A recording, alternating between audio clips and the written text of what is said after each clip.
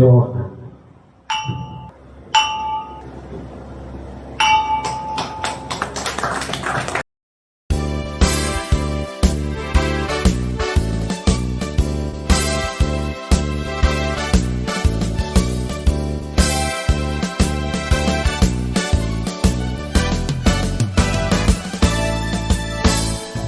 God-loving men for country's sake, offer strength and mind and energy. We dedicate fraternal love, service for the good of all humanity. We're eagles, the Philippine Eagles, lasting peace, our noble mission. We're eagles, spread to Welcome po sa 4th Charter Anniversary at sana wag po tayo aalis. Para hanggang maghatapos sa inyong kasama tayo. Yun lang po at magandang hapon po sa inyo lahat. Magandang hapon po sa inyo lahat. Happy 4th Anniversary. Palanyan Royal University Club. Isang karangalan para sa akin na ika-4 na anibersaryo ng ating club ay siya rin unang anniversary sa ilalim ng aking panunungkulan bilang club president.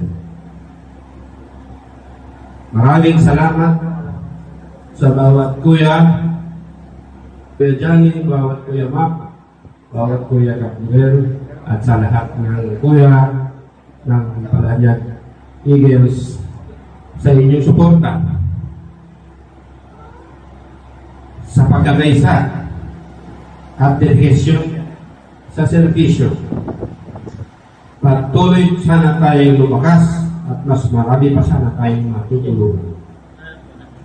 Welcome din sa ating mga bagong aspirants.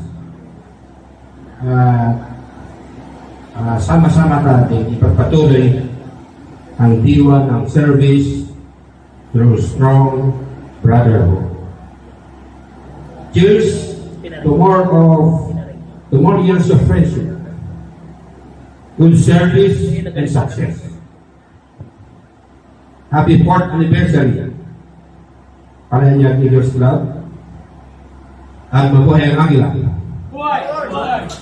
Salamat. So, wala na tayong dapat sabihin, nakikita natin itong grupo natin. Ito si Kuya Vice Abdul Aplos, Presidente ng Liga ng mga Barangay.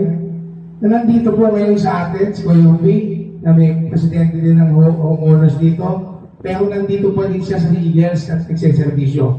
Pareho tayo may mga trabaho, pero bakit po tayo nandito? Kasi po, unang-una, alam po natin ang ginagawa natin ay sa maganda. Kaya lalo na sa mga bago nating aspirehan, sana po ma-inspire kayo na magservisyo. Hindi lang po sa pansarili, kundi sa kapwa natin. Kaya ako, proud ako bilang Palanyag, member ng Palanyag Eagles Club. people, pillars of a nation. For brotherhood we were concerned, peace, equality, and unity. Blessed with zeal of human care, we will share our lives to all humanity.